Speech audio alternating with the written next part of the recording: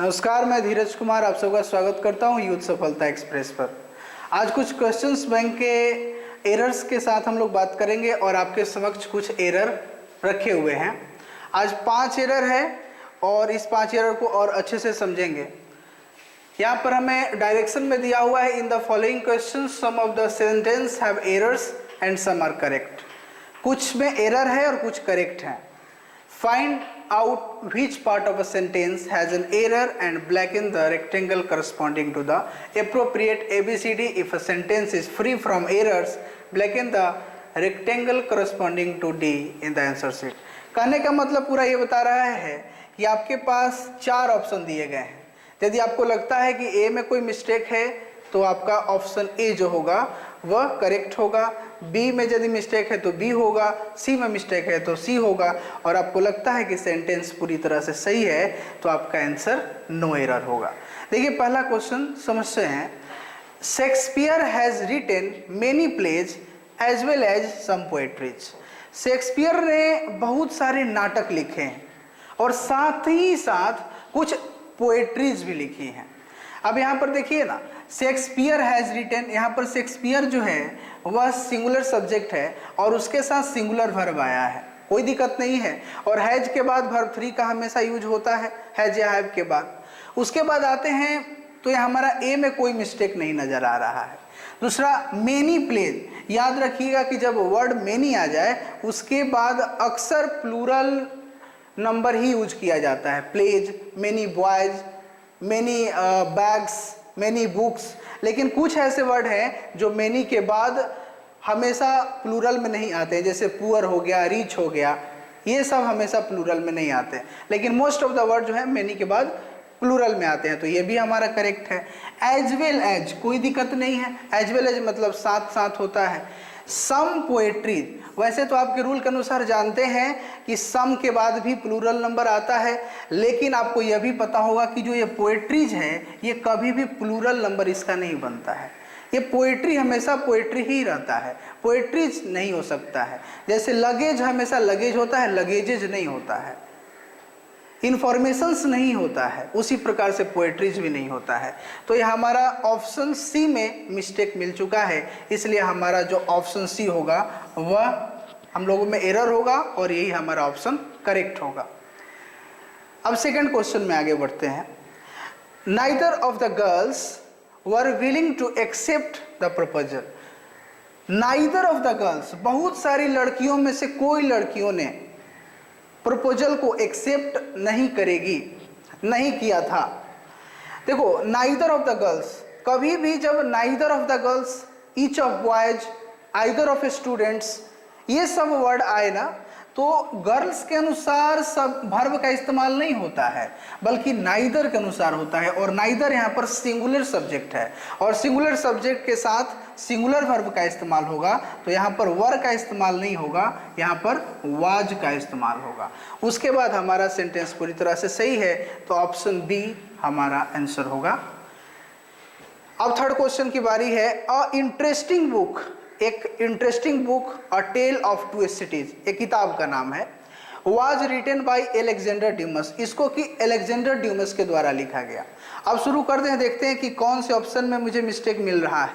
अ interesting book, interesting book, आप article पढ़े होंगे। आर्टिकल में जब कभी भी सेंटेंस, कोई भी वर्ड्स का शुरुआती जो उसका उच्चारण है, यदि वह स्वर व्यंजन का हो तो उसके पहले ए का प्रयोग नहीं करते हैं बल्कि एन का प्रयोग करते हैं। तो यहाँ पर ए इंटरेस्टिंग बुक नहीं होगा बल्कि एन इंटरेस्टिंग बुक किया जाएगा। यहाँ पर an interesting book, a tale of two cities was written by Alexander Dumas. तो यहाँ पर एरर हमारा फर्स्ट वाले में ही था। अब next, in India there are many poors, no error. हमारे भारत में बहुत सारे गरीब हैं। अभी हम लोगों ने पहला क्वेश्चन में पढ़ा कि मेनी के बाद आने वाला ज़्यादातर जो वर्ड होता है वो प्लूरल होता है, लेकिन मैंने आपको भी बताया कि मेनी के बाद यदि पुअर आ जाए, रिच आ जाए तो वह प्लूरल में नहीं होता है। तो यहाँ पर देखिए, इन इंडिया, भारत में, देयर आर मेनी, यहाँ पर पुअर्स नहीं होगा। मेनी लगने के बावजूद भी पुअर आ जाए तो वहाँ पर पुअर्स नहीं बल्कि पुअर ही रहेगा। तो यह पुअर हमेशा याद रखिएगा ये पुअर्स नहीं होता है। और हमारा ऑप्शन सी जो होगा वह हमारा आंसर होगा। अब आगे बढ़ते हैं। I worked as medical representative for 8 month. मैंने मेडिकल रिप्रेजेंटेटिव के रूप में 8 साल काम किया था। आप खुद से बोलिए, मैं एक टीचर के रूप में पढ़ा रहा हूँ। I am teaching here as a teacher. You are reading as a student. तुम एक टीचर के मैं एक टीचर के रूप में पढ़ा रहा हूँ, आप एक स्टूडेंट के रूप में पढ़ रहे हैं। तो as a student, as a representative, as a teacher होता है ना, एज टीचर नहीं होता है। तो यहाँ पर एज के बाद ये आवश्यक है कि यहाँ पर एज अ लगाया जाए, एज अ मेडिकल रिप्रेजेंटेटिव होना चाहिए। तो यहाँ पर अ जो है वो छूटा हुआ है, तो इसलिए हमारा जो ऑप्शन होगा वह बी होगा हमारा आंसर। यहाँ पर एरर क्या था, मिस्टेक था, यहाँ पर अ लगाना जरूरी था। तो ये 5 क्वेश्चन था। पहला वाला में हम लोगों ने देखा कि पोएट्रीज नहीं होता है, हमेशा पोएट्री होता है कहीं भी भाई। उसके बाद neither of the girls, either of the girl, each of the girls, every of the girls, every of the boys, ये सब रहे ना तो आइदर, ईच, इसके अनुसार वर्ब का इस्तेमाल किया जाता है। तो यहाँ पर वाज होगा। थर्ड में एन इंटरेस्टिंग बुक होगा, अ इंटरेस्टिंग बुक तो होगा नहीं, तो यहाँ पर ये गलती था। चौथा में मेनी के बाद पुअर्स का इस्तेमाल नहीं होता है, तो यहाँ पर ये गलती। और 5वां में हमारा अ जो था वो मिस्टेक था। अब आगे बढ़ते हैं, कुछ वर्ड्स के बारे में पढ़ते हैं। यहाँ दिया हुआ है, in the following question choose word opposite in the meaning to given word, mark it in the answer sheet. अब आपको 4 ऑप्शन दिए गए हैं और एक वर्ड दिया गया है। ठीक, इसका हमको अपोजिट चुनना है और पूरी तरह से अपोजिट होना चाहिए। तो पहला हमारा वर्ड है इमोर्टल। इमोर्टल का मतलब क्या होता है? इमोर्टल का मतलब होता है अमर, जो कभी खत्म नहीं हो, हमेशा रहे। अब आइए इसका उल्टा क्या होगा? तो पहला वर्ड है इटर्नल। इटर्नल का भी मतलब होता है कि जो कभी खत्म नहीं होने वाला, अनंत काल तक रहे। तो इटर्नल तो उसका सेम हो गया। परमानेंट, परमानेंट का भी मतलब है परमानेंट है, हमेशा यही है, परमानेंट है। तो ये भी उसी के रिलेटेड है, यानी कि इसका अपोजिट नहीं है। तीसरा वर्ड है डेथली। डेथली का मतलब मृत्यु से रिलेटेड कोई वर्ड है, मृत्यु से संबंधित। तो यहाँ तो मृत्यु से संबंधित कुछ नहीं पूछ रहा है, अमर है। और अमर का उल्टा क्या होना चाहिए? जो कुछ समय के लिए हो। तो क्या होता है? टेम्पोररी होता है। टेम्पोररी मतलब अभी कुछ समय के लिए, और उसका उल्टा क्या हो जाएगा? इमोर्टल, हमेशा के लिए।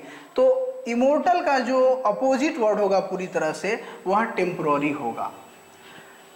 अब आगे फोकस। फोकस का मतलब क्या होता है? फोकस मतलब एक जगह से फोकस कर रहा है कोई चीज, जैसे कि ये लाइट जो है ना, एक जगह इस बोर्ड पर फोकस कर रहा है, एकदम फोकस कोई चीज पर, अगल बगल नहीं।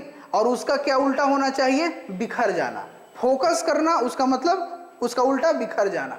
तो देखिए, डिसअपियर का मतलब तो गायब हो जाना, फोकस होना और गायब हो जाना, ये उल्टा सही नहीं लग रहा है, लेकिन इसका अंत जान लीजिए, अर्थ गायब हो जाना होता है। डिस्पर्स मतलब होता है बिखर जाना, और लिंक मतलब किसी से जुड़ जाना, और लेयर का मतलब होता है परत बाई परत, लेयर होता है परत। तो इसका जो हमारा अपोजिट वर्ड होगा वह डिस्पर्स होगा, फोकस का उल्टा होगा बिखर जाना। तो बी हमारा जो होगा वो करेक्ट आंसर होगा। अब नेक्स्ट देखते हैं, वेटरन। वेटरन मतलब होता है अनुभवी, जिसको बहुत ज़्यादा ज्ञान हो किसी खास फील्ड में, अनुभवी। जैसे मान लीजिए कि कोई 15, 20, 25 साल से प्रैक्टिस कर रहा है एक लॉयर के रूप में, उसके सामने 2 साल पहले आने वाला लॉयर क्या होगा? अनुभवीहीन होगा। तो हमें अनुभवी का उल्टा ढूंढना है। तो पहला देखते हैं, एक्टिविस्ट। जो लोगों की आवाज़ उठाता हो उसको एक्टिविस्ट कहते हैं। जो लोग दबे कुचले लोग हैं, उनका जो आवाज़ उठाता है उसको एक्टिविस्ट। तो ये तो उल्टा नहीं होना चाहिए। उसके बाद इंथुजियास्टिक। इंथुजियास्ट मतलब होता है काफ़ी ज़्यादा ऊर्जावान, इसमें काफ़ी ऊर्जा भरा हुआ हो, काफ़ी जोशीला हो, तो ये भी नहीं होगा। नोवाइस मतलब होता है नौसिखिया। नोवाइस का मतलब होता है नौसिखिया। नौसिखिया मतलब अभी नया सीख रहा है। और मास्टर का मतलब, मास्टर किसी चीज़ में मास्टर एकदम मालिक है, किसी चीज़ को बहुत अच्छे से जानता है। तो अनुभवी का मतलब उसका उल्टा क्या हो जाएगा? नौसिखिया, अनुभवीहीन, जो अभी सीख रहा है। तो हमारा ऑप्शन जो होगा वह सी करेक्ट होगा, इसका उल्टा होगा। अब आइए सुपरफ्लुअस। सुपरफ्लुअस मतलब जरूरत से ज़्यादा, है ना जी। कोई अपने बारे में बताने लगता है तो जरूरत से ज़्यादा बताने लगता है, ज़्यादा बड़ाई करने लगता है, जो उचित नहीं है। तो जरूरत से जब ज़्यादा होता है उसको सुपरफ्लुअस कहा जाता है। तो सुपरफ्लुअस का उल्टा क्या होगा? इसेंशियल मतलब होता है महत्वपूर्ण, जरूरी, नेसेसरी। एक्सेस मतलब जरूरत से ज़्यादा। अनवांटेड मतलब न चाहते हुए भी, मतलब जो चीज़ को आप नहीं चाहते वो भी आपके पास है, वो भी ज़रूरत से ज़्यादा ही कह सकते हैं। और नेसेसरी का भी मतलब ज़रूरी होता है। अब आपके दिमाग में दो सवाल आएगा कि आंसर इसेंशियल भी होना चाहिए और आंसर नेसेसरी भी होना चाहिए, लेकिन नेसेसरी का भी मतलब अनिवार्य, इसेंशियल का भी मतलब अनिवार्य, लेकिन एक आंसर होगा। अब देखिए क्यों, पहले इसके दोनों के अंतर के बारे में समझ लिया जाए, इसेंशियल और नेसेसरी के अंतर के बारे में। जैसे कि मान लीजिए कि इसेंशियल का मतलब जरूरी है कि वो करना है, यदि वो काम नहीं करोगे, जैसे मान लीजिए कि चाइना की जो आर्मी है वह इंडियन आर्मी पर अटैक कर दी, तो it is essential to retaliate for the Indian army. Indian army के लिए एकदम जरूरी हो जाएगा ना कि वो रिटेलिएट करे। लेकिन नेसेसरी का मतलब क्या होता है कि हम लोगों को सुबह का नाश्ता नेसेसरी है, लेना चाहिए, लेकिन नहीं लेंगे तो मर नहीं जाएंगे। तो वो कम थोड़ा सा जरूरी हो उसको नेसेसरी, और जरूरत से ज़्यादा जरूरी हो तो उसको इसेंशियल। तो यहाँ पर सुपरफ्लुअस है और उसका जो उल्टा होगा वो नेसेसरी होगा। अब आइए, इक्विलिब्रियम मतलब होता है संतुलन। इस वर्ड मीनिंग को याद रखिएगा, अक्सर पूछा जाता है। संतुलन इसका मतलब होता है। संतुलन, तो इसका उल्टा असंतुलन। वर्कआउट मतलब व्यायाम करना होता है, एक्सरसाइज करना। डिस्टर्ब मतलब अशांति होता है। इम्बैलेंस का मतलब क्या होता है? इम्बैलेंस का मतलब असंतुलन, और अनइवननेस का मतलब असमतल। तो असंतुलन, तो इसका मतलब हुआ जी असंतुलन।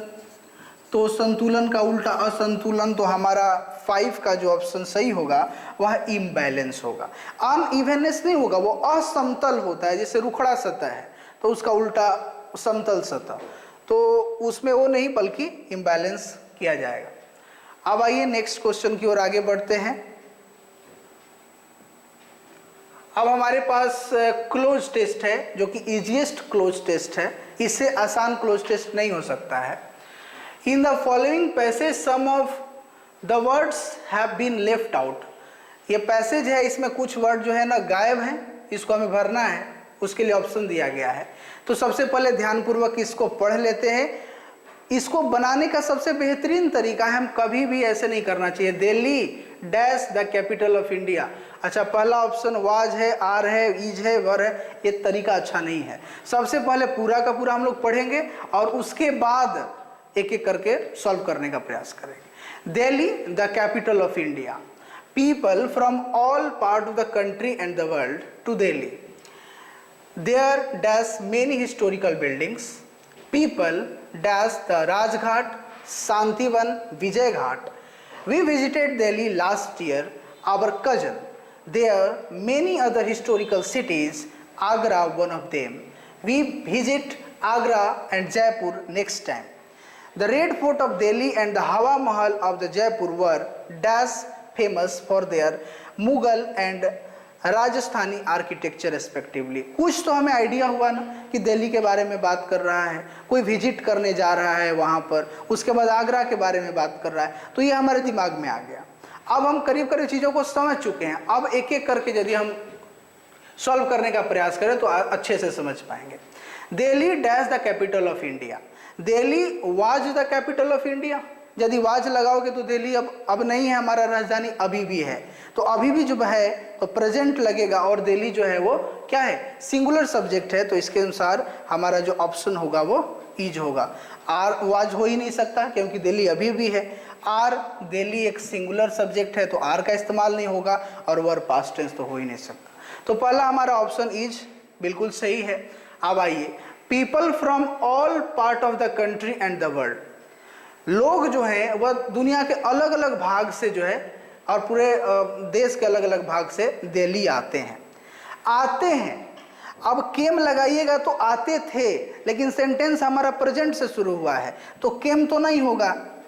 अब है कि कम्स, तो people from all part of country and the world, यानी कि यहाँ पर जो सब्जेक्ट है वह प्लूरल है और प्लूरल सब्जेक्ट के साथ सिंगुलर वर्ब का इस्तेमाल नहीं होता है। तो किसका इस्तेमाल होता है? प्लूरल वर्ब का इस्तेमाल होता है। तो प्लूरल वर्ब जो होगा वो हमारा कम होगा, और कमिंग का तो कोई सवाल ही नहीं बनता है कि सब्जेक्ट के बाद डायरेक्ट वर्ब 4 आए, ऐसा असंभव है। तो इसलिए हमारा ऑप्शन सी जो होगा वो करेक्ट होगा। अब नेक्स्ट बढ़ते हैं, there dash many historical buildings. There has many historical buildings, there were many historical buildings, there is, there are. वहाँ पर बहुत सारे हिस्टोरिकल बिल्डिंग्स हैं, बहुत सारे हिस्टोरिकल बिल्डिंग्स हैं, एक से ज़्यादा बिल्डिंग्स हैं। तो जब देयर से सेंटेंस शुरू हो तो उसमें जो नाउन लगा हुआ है, जब सेंटेंस देयर से शुरू हो और जब नाउन लगा हुआ है तो इसी के अनुसार वर्ब का इस्तेमाल होता है, इसके अनुसार वर्ब का इस्तेमाल होता है। तो ये हमारा प्लूरल है तो इसके साथ प्लूरल वर्ब का इस्तेमाल होगा, वो भी प्रेजेंट का। तो ये हमारा ऑप्शन डी जो होगा वो करेक्ट होगा। अब आइए नेक्स्ट आगे बढ़ते हैं। People dash the Rajghat, Shantivan and Vijay Ghat. People जो हैं वो विजिट करते हैं, राजघाट जाते हैं, शांतिवन जाते हैं, विजय घाट जाते हैं। जाते थे नहीं तो विजिटेड तो नहीं होगा, विजिटिंग भी नहीं होगा। अब लोग हैं, एक से ज़्यादा लोग हैं, तो जब एक से ज़्यादा लोग हैं तो प्लूरल वर्ब लगना जरूरी है, तो यहाँ पर प्लूरल वर्ब हमारा विजिट होगा। अब आइए क्वेश्चन नंबर 5 की बात करते हैं। We visited Delhi last year. हम लोग लास्ट ईयर दिल्ली गए थे। डैश आवर कजन्स, कजन्स के लिए, कजन्स को, कजन्स का या कजन्स के साथ। हम लोग दिल्ली किसके साथ गए थे? कजन्स के साथ गए थे। तो हमारा ऑप्शन विथ जो होगा डी होगा, वो करेक्ट होगा।